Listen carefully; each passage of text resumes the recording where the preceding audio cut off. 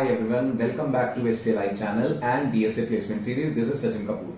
I hope आपको हमारी ongoing competitive analysis की सीरीज पसंद आ रही होगी। आप उस प्लेलिस्ट को फॉलो कर रहे होंगे और आपने बहुत सारे वीडियोस देखकर खूब अच्छे से सीख लिया होगा कॉम्पिटिटिव्स कैसे निकाली जाती हैं, O N, log N, N square, ये सब अपने आप में क्या होता है।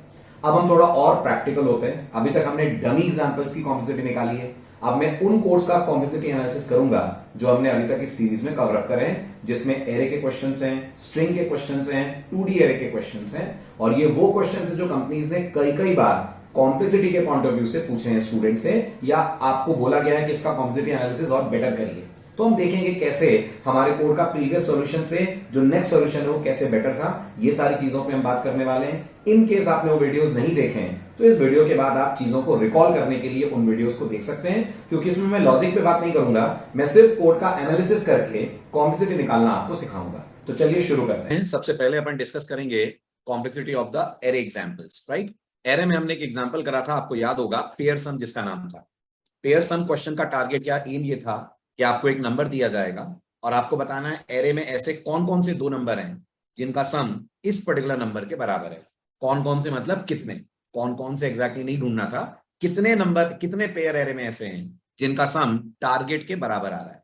अब इस कोड के मैंने आपको दो सॉल्यूशन दिए थे फ्रेंड्स। ये पहला सॉल्यूशन है जिसमें आप सबसे पहले नोटिस करिए, कॉम्प्लेक्सिटी में सबसे पहले ढूंढते हैं लूप कितने चल रहे हैं। तो अगर आप चेक करें तो इस कोड में दो लूप चल रहे हैं, दैट इज नेस्टेड फॉर चल रहा है। इसमें अगर आप चेक करिए तो जो हमारा अंदर वाला लूप है वो स्टेप 1 यानी पहली वैल्यू ऑफ आई के लिए जे फ्रेंड्स कितना चलेगा, आई की पहली वैल्यू के लिए जे चलेगा 1 से लेकर n-1 तक। एम आई राइट? क्योंकि जे को हम स्टार्ट कर रहे हैं i+1 से और लेकर जा रहे हैं लेस देन arr.length तक, यानी मैं कह सकता हूं ये अप्रोक्सीमेटली n-1 तक चला है ना।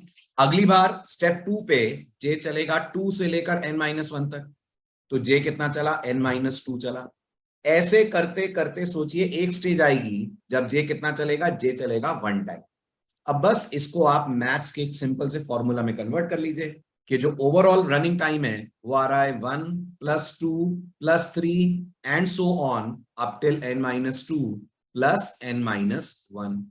इसको अगर आप कन्वर्ट करें तो ये बनता है n × n-1/2, और अगर आप इसको सॉल्व करें तो कॉम्प्लेक्सिटी आती है of the order of n square, right. इसका मतलब ये वाला जो हमारा पेयर सम नाम का मेथड है, क्योंकि ये नेस्टेड लूप ले रहा है और क्योंकि अंदर वाला लूप आई की हर वैल्यू के लिए n-1 तक जा रहा है, हालांकि इनिशियल वो बढ़ता भी जा रहा है, लेकिन तो भी अगर आप कैलकुलेट करें तो ओवरऑल कॉम्प्लेक्सिटी इसकी निकलेगी of the order of n square. मैं फिर याद दिला दूं, n-1 तक जाना, n तक जाना, ऑलमोस्ट एक ही बात होती है कॉम्प्लेक्सिटी में। कोई खास फर्क नहीं पड़ता है अगर आपका लूप n चल रहा है या n-1 चल रहा है, कॉम्प्लेक्सिटी उसकी उतनी ही आएगी जितनी n पे आनी चाहिए, राइट। तो इसकी कॉम्प्लेक्सिटी होगी हमारी n स्क्वायर, राइट। अब नोटिस करिए, इसी का हमने एक बेटर सॉल्यूशन ढूंढा था और उस सॉल्यूशन में सबसे बड़ा इंप्रूवमेंट आपको दिख रहा होगा। हम लूप फ्रेंड्स सिर्फ एक ले रहे हैं, we are just running 1 while loop. अब अगर हम एक while लूप ले रहे हैं तो अब चेक करिए n स्क्वायर तो कॉम्प्लेक्सिटी आएगी नहीं। अब अंदर देखिए क्या हो रहा है, तो अंदर हम दो वेरिएबल लेकर चल रहे हैं, एक स्टार्ट और एक एंड। इसका बेस्ट केस क्या होगा, बेस्ट केस ये होगा कि स्टार्ट और एंड दोनों हर बार चेंज हो। अगर स्टार्ट और एंड दोनों हर बार चेंज होंगे तो loop start less than and की कंडीशन पे आकर फॉल्स हो जाएगा, और स्टार्ट लेस देन एंड कितनी जल्दी होगा, n/2 पे ही हो जाएगा। अगर स्टार्ट इधर से बढ़ रहा है, एंड इधर से डिक्रीमेंट हो रहा है, तो almost half of the array cover करके हमारा लूप स्टॉप हो जाएगा, लेकिन ये बेस्ट केस हुआ। वर्स्ट केस हम ये मान सकते हैं कि या तो स्टार्ट ही इंक्रीमेंट हो रहा है या एंड ही डिक्रीमेंट हो रहा है। उस केस में ये कितनी बार चलेगा, उस केस में ये n टाइम्स चलेगा। क्यों n टाइम चलेगा, क्योंकि स्टार्ट बढ़ते बढ़ते बढ़ते बढ़ते एंड तक जाएगा। एंड की वैल्यू हमने रखी हुई है लेंथ के बराबर, एग्जैक्टली बोले तो n-1 के बराबर। तो इस पर्टिकुलर पीस ऑफ कोड की कॉम्प्लेक्सिटी आ जाती है of the order of n। और जैसा अपन जानते हैं, क्या ये सॉल्यूशन पिछले से बेटर है? यस, बिल्कुल बेटर है, क्योंकि पिछला n स्क्वायर की कॉम्प्लेक्सिटी पे था और ये आपको कॉम्प्लेक्सिटी दे रहा है of the order of n। बहुत सिंपल है, जब भी लूप नेस्टेड होंगे और अंदर देखकर आपको ऐसा लग रहा है अंदर वाला लूप ऑलमोस्ट n तक जा रहा है हर बार, तो कॉम्प्लेक्सिटी आपको n स्क्वायर मिलेगी। और अगर लूप सिंगल है और वो जा रहा है up till the length of the array तक, तो कॉम्प्लेक्सिटी आपको मिलेगी of the order of n। Of course उसमें बेस्ट केस वगैरह का एनालिसिस डिफरेंट होगा। जैसा मैंने कहा, इसके अंदर आप नोटिस करिए हर बार अगर स्टार्ट और एंड दोनों चेंज हो हर इटरेशन पे, तो ये लूप हाफ से ज्यादा नहीं चलेगा। लेकिन अगर हम वर्स्ट केस लें तो ये पूरा n तक जाएगा, और अगर ये हाफ तक भी चलता तो भी कॉम्प्लेक्सिटी को ON ही हम मानते, क्योंकि ON/2 और ON it's almost same from the perspective of complexity, right. तो ये हुआ हमारा ON और ON स्क्वायर का केस। दूसरा एग्जांपल आपको याद होगा, हमने डुप्लीकेट ढूंढने का बनाया था। ये हमारा फाइंड डुप्लीकेट का है, जिसके हमने 3 वर्जन बनाए थे और तीनों की डिफरेंट डिफरेंट तरीके से कॉम्प्लेक्सिटी आ रही है। ये जो हमारा पहला वर्जन है फ्रेंड्स, अगर आप इसको नोटिस करें तो आपको अंदर इसमें एक सिंगल फॉर लूप लगा हुआ दिख रहा है। जैसा अपन ने डिस्कशन करा, इस पर्टिकुलर पीस ऑफ कोड की कॉम्प्लेक्सिटी क्योंकि सिंगल फॉर है, ON आएगी क्योंकि ये लूप पूरा n तक जा रहा है, करेक्ट। अब आप ब्रेक वगैरह के केस छोड़ दीजिए क्योंकि वो स्पेशल केस में आ जाएगा। इन जनरल ये पूरा n तक जाएगा वर्स्ट केस में, लेकिन हम सिर्फ इस फॉर लूप की कॉम्प्लेक्सिटी के बेस पर नहीं बोल सकते कि इस कोड की कॉम्प्लेक्सिटी ON है। ऊपर देखिए, हमने सॉर्ट मेथड को भी कॉल करा हुआ है, और अगर हमने सॉर्ट कॉल करा हुआ है तो ये भी तो कुछ टाइम लेगा। और मैं आपको बता दूं, जावा का जो सॉर्ट मेथड है वो ऐसे बनाया गया है कि उसकी जो कॉम्प्लेक्सिटी आती है वो आती है of the order of n log n। तो अब आप नोटिस करिए, हमारी टोटल कॉम्प्लेक्सिटी क्या हो गई, हमारे फॉर लूप की कॉम्प्लेक्सिटी प्लस जावास complexity of the order of n log n। तो ओवरऑल हो गई ON plus ON log n। इसमें भी रिकॉल करिए, हम बड़े टर्म को लेते हैं, नॉन डोमिनेंट को इग्नोर कर देते हैं, तो ON इग्नोर कर दीजिए, ओवरऑल कॉम्प्लेक्सिटी आपके कोड की आ जाएगी of the order of n log n, है ना। आप याद रखिए, दो चीजें हम इग्नोर कर देते हैं, एक हम कॉन्स्टेंट्स को ड्रॉप कर देते हैं, जैसे ट्वाइस ऑफ ON आया तो वो ON के बराबर माना जाएगा, और अगर हमारे पास ON प्लस ON स्क्वायर आ रहा है तो ON हट जाएगा और ON स्क्वायर को हम ले लेंगे। ON plus ON log n आ रहा है तो हम ON log n को ले लेंगे, ON को छोड़ देंगे। O1 प्लस ON आ रहा है तो हम O1 को छोड़ देंगे क्योंकि वो नॉन डोमिनेंट टर्म है, और ON को ले लेंगे। नॉन डोमिनेंट मतलब जिसका इफेक्ट कम है, डोमिनेंट मतलब जो बड़ा है, जिसकी पावर ज्यादा है, उसका इफेक्ट आपके कोड पे आपको ज्यादा मिलेगा, करेक्ट। चलिए आगे बढ़ते हैं। अब आते हैं डुप्लीकेसी वाले सेकंड लॉजिक पे। अब इसकी कॉम्प्लेक्सिटी आ रही है ON। अब आप खुद पॉज करके सोचिए ON क्यों आ रही है। बहुत सिंपल है, ON इसलिए आ रही है क्योंकि ये भी एरे की लेंथ जितना चल रहा है।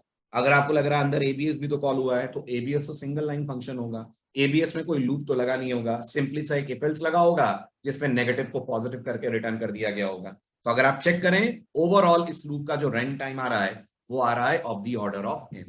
तो डुप्लीकेट का जो सेकंड वर्जन था वो प्रीवियस से थोड़ा बेटर था, प्रीवियस था n log n, इसका आ रहा है सिर्फ ON, so much better than the previous one. और तीसरे सॉल्यूशन पे अगर हम आए, अब आप फटाफट बता सकते हैं तीसरे सॉल्यूशन में क्या हो रहा है। एक ये फॉर लूप चल रहा है, कितना चल रहा है, लेंथ जितना चल रहा है, इसकी कॉम्प्लेक्सिटी कितनी हो गई, ON हो गई।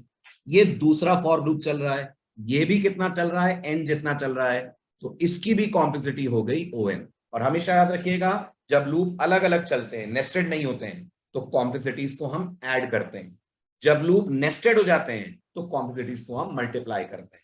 तो यहां पर हमारे दोनों फॉर सेपरेट सेपरेट हैं, तो पहले की ON दूसरे की ON, ये कलेक्टिवली कितनी हो गई, कलेक्टिवली हो गई ट्वाइस ऑफ ON। जैसा मैंने कहा, कॉन्स्टेंट्स को ड्रॉप कर दीजिए, तो ओवरऑल कॉम्प्लेक्सिटी इसकी भी आ रही है of the order of n, right. I hope आप समझ पा रहे होंगे कैसे अपन कैलकुलेट करते हैं लॉजिक्स या एल्गोरिथम्स की कॉम्प्लेक्सिटीज। अब आते हैं कैंडी क्रश पे। अब मैं आपको थोड़ा सा समय देता हूं, आप सोचिए इसकी कॉम्प्लेक्सिटी कैसे आ रही है, n स्क्वायर आएगी, इसकी कॉम्प्लेक्सिटी कैसे आएगी। ये जो वाई लूप है ये कितना चल रहा है फ्रेंड्स, ये जो वाई लूप है ये चल रहा है ऑलमोस्ट लेंथ जितना, है ना। लेंथ -1 तक जाना, लेंथ तक जाना ऑलमोस्ट सेम माना जाता है, तो ये जा रहा है लेंथ जितना। तो इस वाई लूप की अपनी कॉम्प्लेक्सिटी हो गई ON।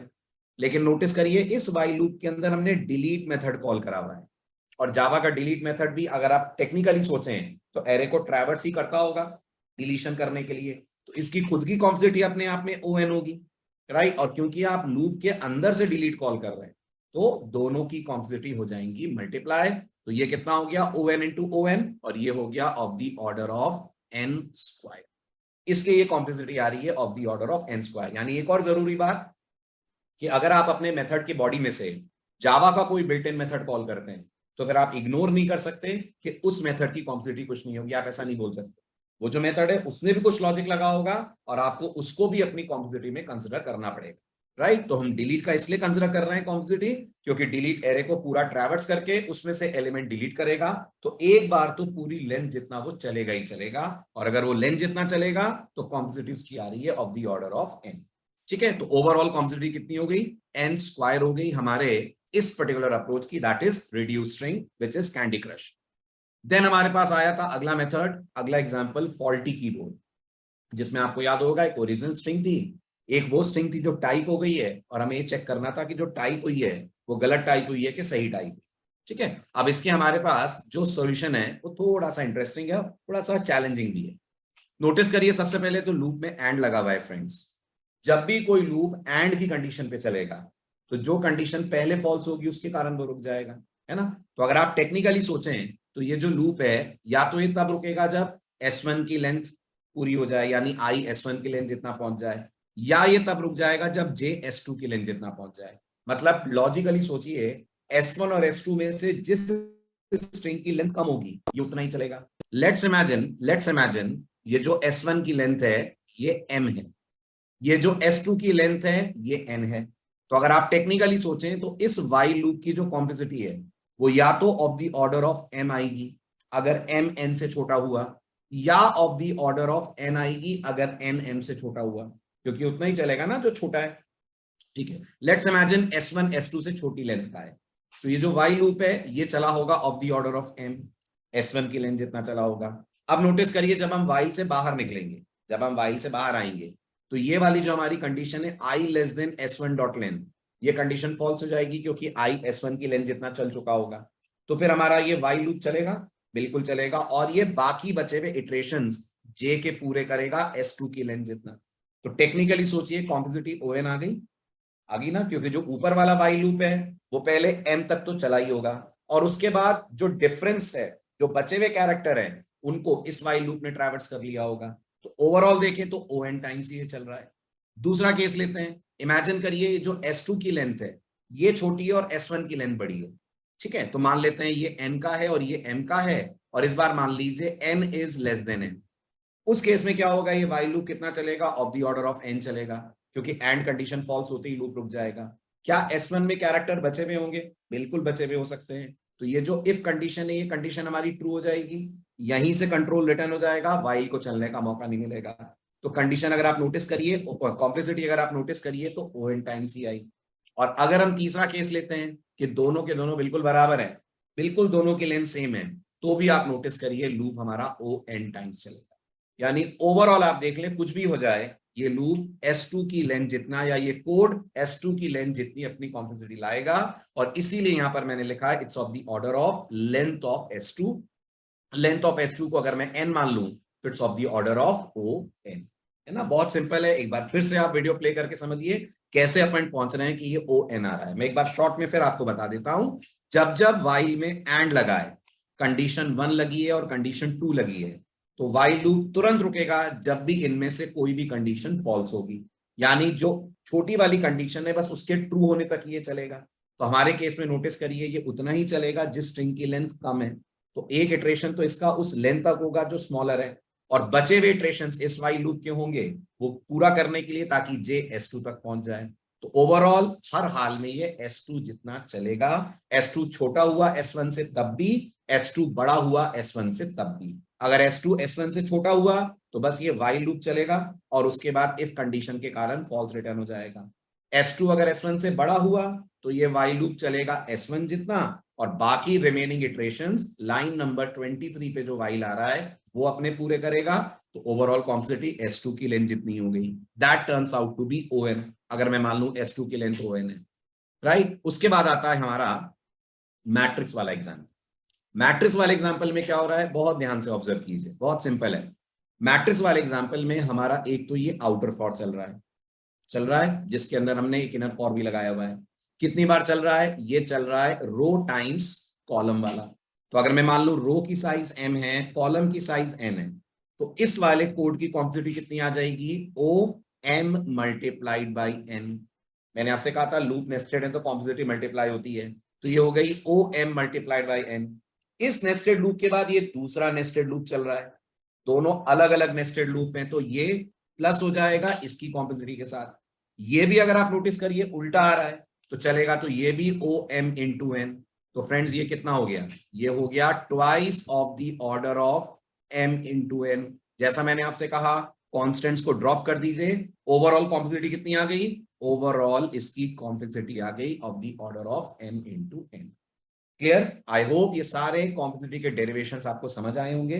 अभी भी अगर कोई डाउट है, आप डिस्क्रिप्शन में लिंक में जाइए, वहां पे जाकर वीडियो से देखिए। फिर भी अगर कोई डाउट रह जाता है, please put up your questions in the comment section, will be very very happy to solve them. ठीक है, तो मिलते हैं अब अगले वीडियो में ऐसे ही एक और चैलेंजिंग टॉपिक के साथ। Thank you so much for your love and support.